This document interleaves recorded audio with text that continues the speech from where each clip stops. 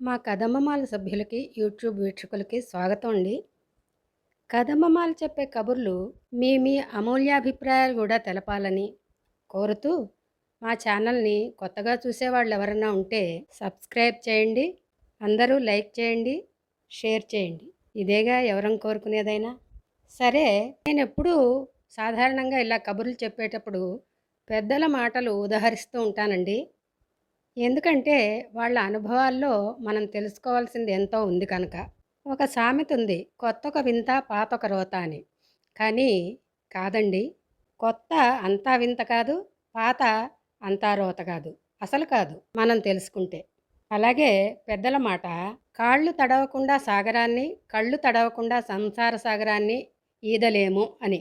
అలా కాని వాళ్ళు ఎవరైనా ఉంటే వాళ్ళు సాక్షాత్తు భగవదంశతో ఉన్నవాళ్ళు లేదా స్థితప్రజ్ఞులు. మంచి చెడు ఏది కూడా వాళ్ళ మనసుకు పట్టదు.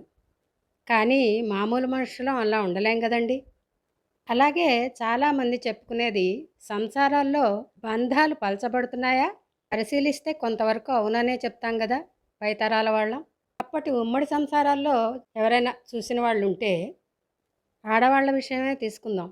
ఏదైనా అభిప్రాయ భేదాలు వచ్చి కలహించుకున్నా మళ్ళీ మామూలుగా వాళ్ళ రొటీన్ వాళ్ళు చేసుకుపోయేవాళ్ళు. ఇందుకు పెద్ద ఉదాహరణ అత్తాకోడళ్ళు.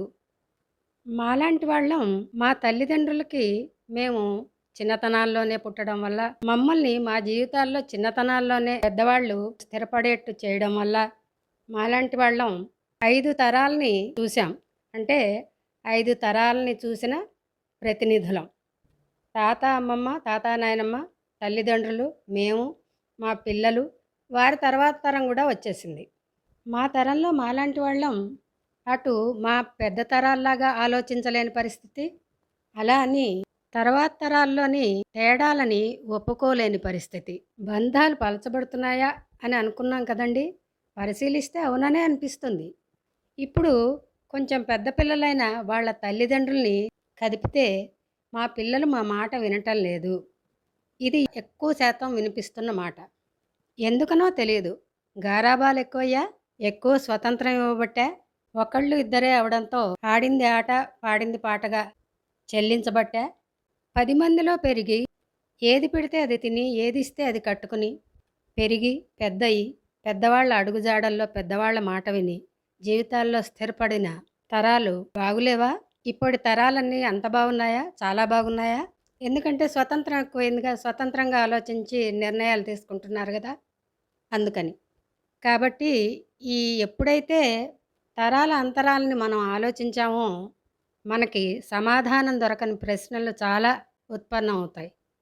పెద్దవాళ్ళు ఏదన్నా ఒక చికాకులో ఉండి ఒకసారి ఏదన్నా అనవసరంగా కోప్పడినా, అనవసరంగా ఏదైనా ఒక మాట అన్నా, నోరెత్తకుండా మాట్లాడకుండా పడిన తరం మాది. అది మేము పెద్దవాళ్ళమయ్యి మా జీవితాల్లో మేము స్థిరపడి మేము పిల్లల తల్లులమైనా కానీ తండ్రులమైనా కానీ అలా పడిన సందర్భాలు చాలా ఉన్నాయి. పెద్దవాళ్ళులే మనని కష్టపడి పెంచారులే అంటే అన్నారులే అనుకున్న తరం మాది. కానీ తర్వాత వాళ్ళలో అంత సహనం చూడటం లేదండి. అందరూ కాకపోవచ్చు, ఎప్పుడూ కూడా ఏది కూడా సర్వే సర్వత్రా అందరికీ అన్వయించదు, కానీ ఎక్కువ శాతం. ఇప్పటి తరం మాత్రం చాలా స్పీడు, కొంత కేర్లెస్.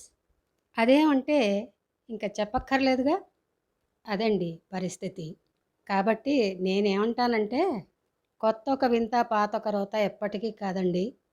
తరాలని తరచి చూస్తే నాకు బోధపడుతున్నది ఇది. మా తండ్రి గారు అంటే ఈ సందర్భంగా చెప్పాలనిపిస్తుంది. వారికి మనవళ్ళు మనవరాళ్ళు పుట్టాక కూడా తండ్రి మాట ఎదురు చెప్పి ఎరగరండి. అవన్నీ చూసి మా తరాలని చూసి ఇప్పటి తరాలను చూస్తే మరి అనిపించక మానదుగా. చాలా చెప్పుకున్నామండి. ఇలా అని చెప్పి ఇప్పటి తరాల మీద ప్రేమ లేక కాదండి. ఇప్పటి తరాలకున్న తెలివికి, స్పీడ్కి పెద్దలని గౌరవించే తత్వం కూడా పెంపొందించుకుంటే అందరూ బంగారు తల్లులు బంగారు తండ్రులును. ఈ కథమ్మమాలు చెప్పే కబుర్లు వినండి. మీ అమూల్యాభిప్రాయాలు కూడా తెలపాలని కోరుకుంటూ ఉండనా మరి.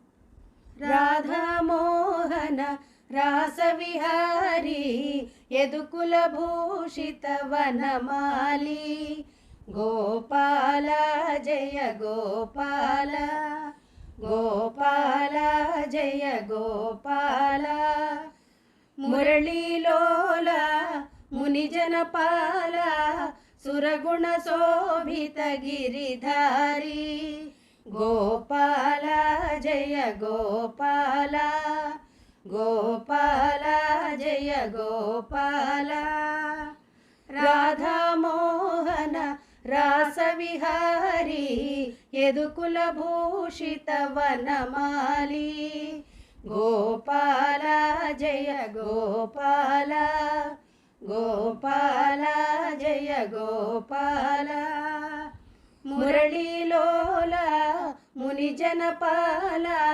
సురగుణ శోభిత గిరిధారి గోపాల జయ గోపాల గోపాల జయ గోపాల